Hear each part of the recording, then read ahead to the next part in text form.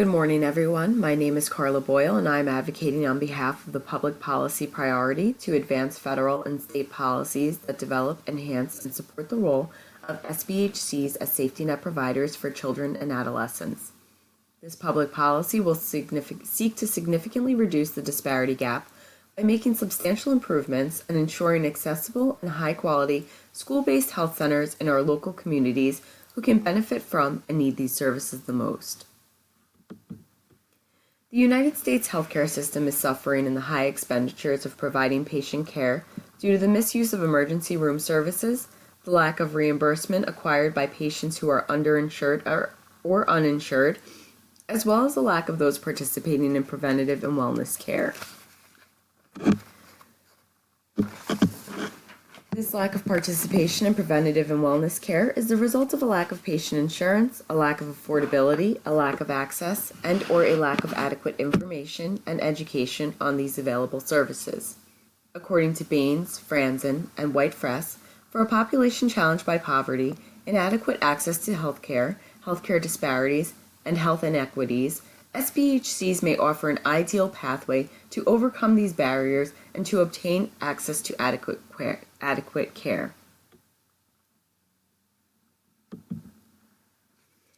By improving our school-based health centers and by expanding our services, we can ensure that our children are receiving high-quality and easily accessible care and services. In implementing school-based health centers, we will not only improve the physical well-being of our children, but the mental well-being of our children as well, which will ultimately contribute to the social and educational success of these individuals. By expanding and implementing and improving high-quality school-based health services, we will see not only a positive change in our students, but within the entire community as well.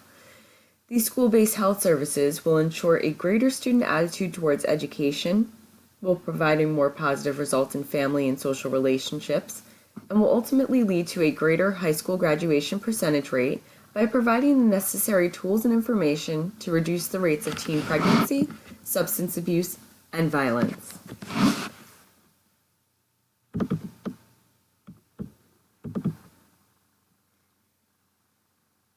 According to Berseman, Garbers, Gard, and Santelli, providing youth with low-cost health services and resources to address health issues may serve to increase graduation rates. Offering health services in a school setting may also relieve teaching burdens due to a poor student health and thereby improve the classroom environment and engagement of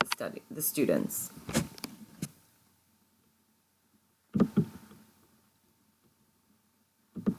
Our priority is to effectively and efficiently implement these high-quality and greatly improved school-based health centers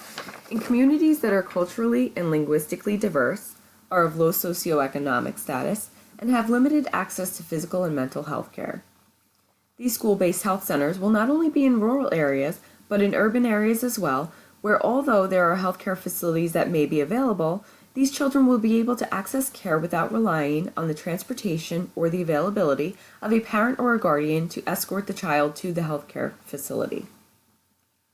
In single or working parent homes where availability proves to be extremely limited, school-based health services will be conveniently and readily available to the child at no cost and at any time in their educational environment. As stated by Bequarian, Weber, and Apple,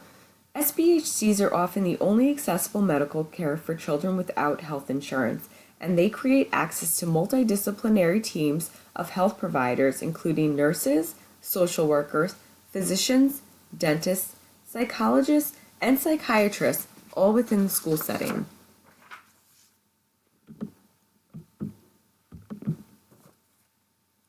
This policy will ensure that our community's children are receiving physical and mental health care and emotional support in their learning environment. By providing health services in our schools, the communities can be assured that our children are physically healthy and have the emotional and the mental support to encourage a positive educational and social support system, which not only benefits the individual student, but the other members of the school and the community in which the student interacts. Due to the benefits of school-based health centers, this public policy will require not only the support of the local government, but of the state and the federal government as well. The cost to implement and maintain school-based health centers will vary greatly depending on the diverse needs of the individual community.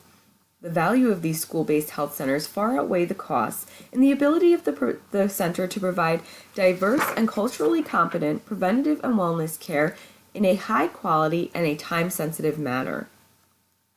School-based health centers will reduce the requirement of urgent care to address the illnesses and injuries.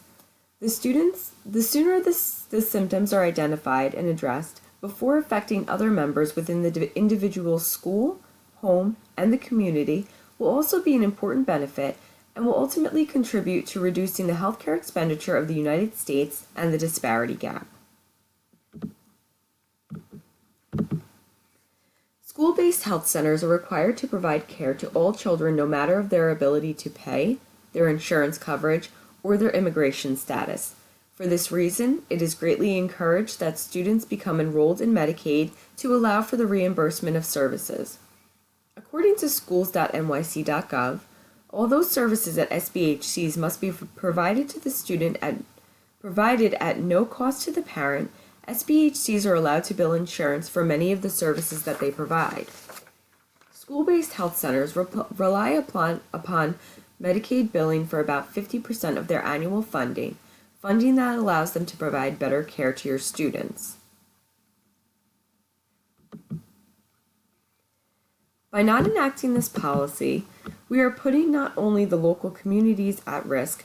but the United States as a whole. It is urged that policymakers consider the consequences that not implementing policies and not granting funding to these school-based health centers will not only have on the local and the state government, but on the federal government as well. Without addressing these disparity gaps, we will see more illnesses and injuries in our children going on unidentified and untreated, leading to an increase in hospitalizations and the uncontrollable spread of disease. These identified and untreated diseases will ultimately fall into the hands of emergency rooms to care for these students, and since many of our students are uninsured or underinsured, it is also likely that these hospital services will not see a reimbursement for the tremendous amount of care that will need to be provided.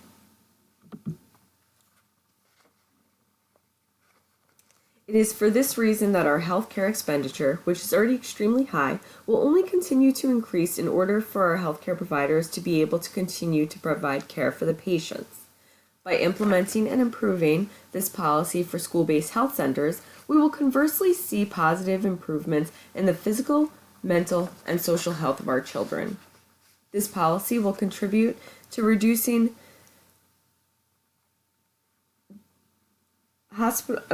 emergency room admissions, controlling the spread of disease, illness, and injury in our community, reducing teenage pregnancies and improving reproductive health, reducing violence and substance abuse, and contributing to a positive change in the students' educational and social well-being, in addition to their physical well-being.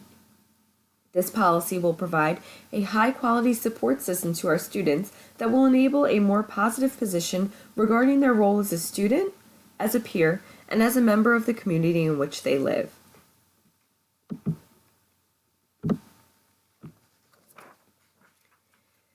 This policy also has the ability to provide the students with a culturally competent and linguistically diverse education and information regarding the health services that the student can effectively communicate to their families and those within their social network and their community. This information and education will also contribute to reducing the disparity gap by providing information and tools to the surrounding community regarding preventative and wellness care and information on how and where to receive these services, as well as the unlimited amount of benefits.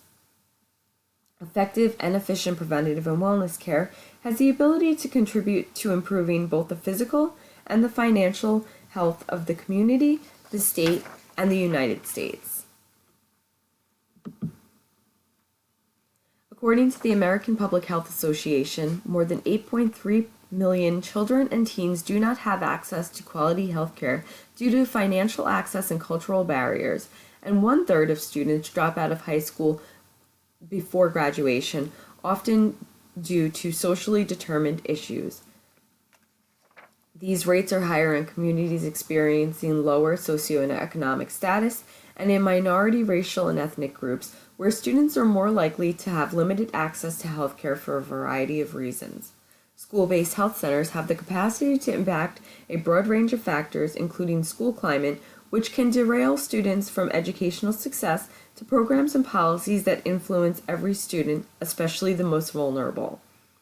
Thank you for your time and your consideration of SBHCs.